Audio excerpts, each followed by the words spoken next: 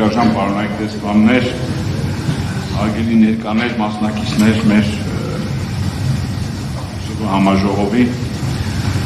Այսօր մեր համաժողովի թեման է հայ առաքելական եկեղեցի, պետականություն եւ արտաքին քաղաքականություն։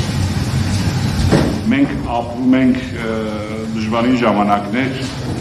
բաժանար գծերը եւ ատելությունը խորացնում են հասարակության մեջ առկա վիհը։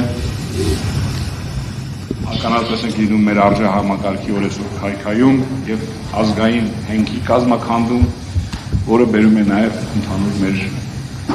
ազգային դիմադրողականության կոլապսը։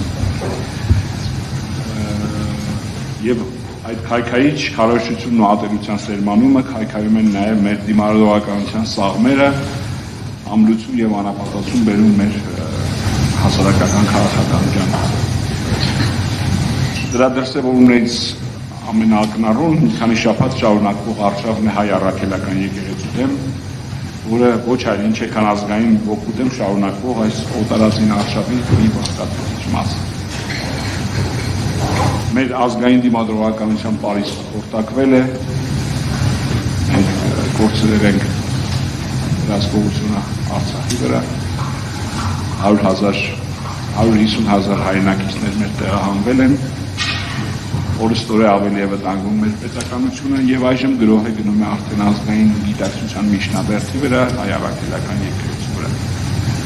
Օգտագործող տեխնոլոգիաները բազմազան են, մարդկային դաստիարակության նկատողությունը անվայելուչ բառապաշարից մինչև ազգային արժեքների շուրջ կեղծ դիսկուրսի ծավալում, որի նպատակն է հարցականի տակ դնելու եկեղեցու ահռելի ներդրումը մեր տարբեր շրջաններում,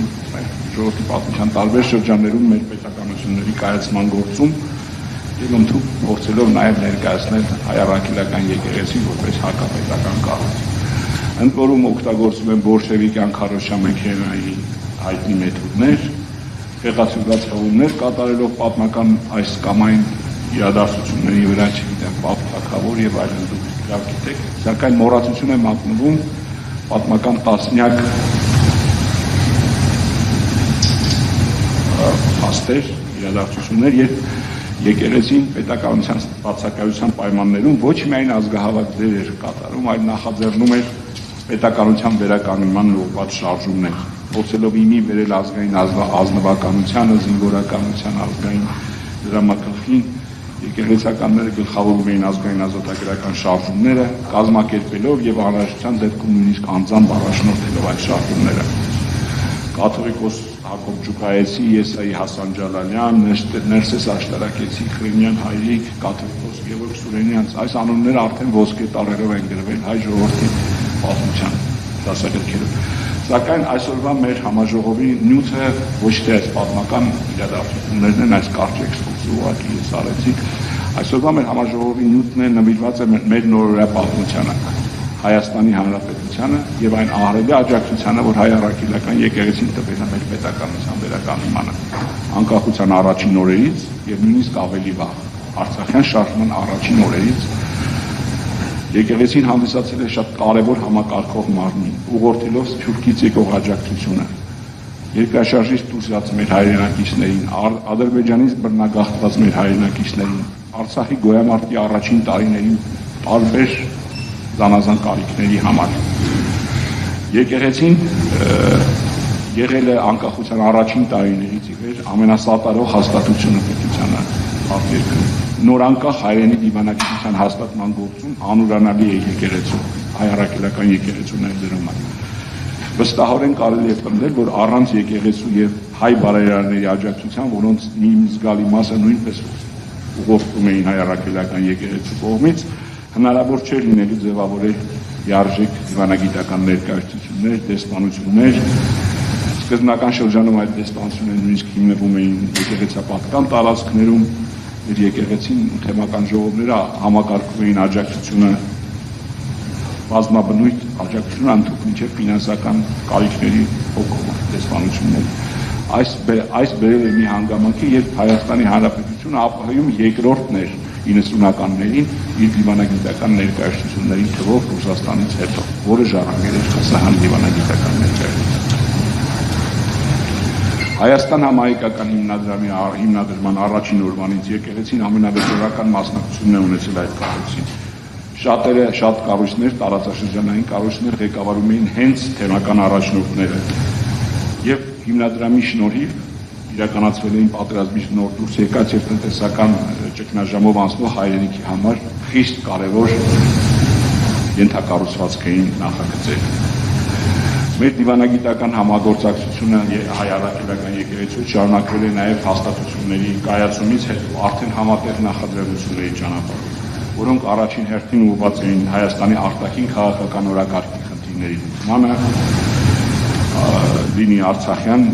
հակամարտության հարցում լոբինգ, հայոց ցեղասպանության միջազգային ճանաչում կամ կարիքում հայտնված եւ մեծ թուրքի հայրենակիցներին օժանդակություն Լիբանանում, Իրաքում, Սիրիայում։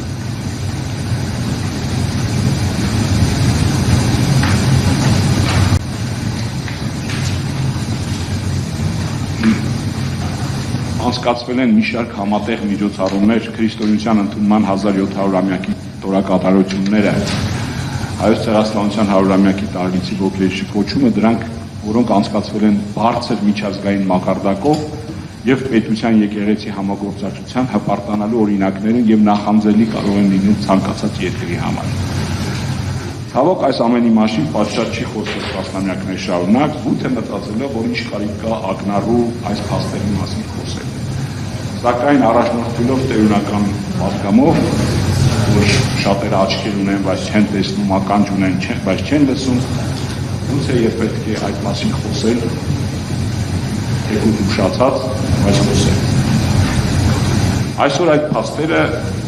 3 տասնամյակի այդ օրինակելի իր հայրենանվեր համագործակցությունը ցանկանում են նորացության մատնել եւ ընդհանուր զազրախոսության եւ խորհրդախոսության այս մթնոլորտում թույլ չի տրվում հանրությանը սթափ գնահատել այս ամենը։ Այս համաժողովին հավաքվել են մարդիկ, որոնք 3 տասնամյակ մասնակից են եղել եւ ականատես են եղել այդ համագործակցությանը։ Նյութը խոսակցության շատ է, նույնիսկ մեկ համաժողովով հնարավոր չէ ներկայացնել։ Այս զեկույցները, որոնք առաջ լսեք, պատմում են ոչ միայն տասնամյակների այդ համագործակցության մասին, անդրադարձ կկատարվի հայ առաքելական եկեղեցուներին, նաև Հայաստան ազգային ճարտարապետության մեջ, այն վտանգներին, որոնք կարող են պատճառել մեր ազգային ճարտարապետությանը եկեղեցու թուլացման պարագայում, եւ ինչպիսի օտար ուժեր են շահագրգռված այս խնդրում։ Այս ամենով հանդերձ ցանկանում եմ սկսել համաժողովը, մենք ունենանք 6 զեկույց, որից հետո կլինի մտքերի փոխանակում, ելույթների հնարավորություն, ինչպես նաև հնարավորություն հարցեր եւ քննարկում ներկայացվող խնդիրների շուրջ։ Մենք ակնկալում ենք, որ մեր համաժողովը կտևի շուրջ 2 ժամ։ Շնորհակալություն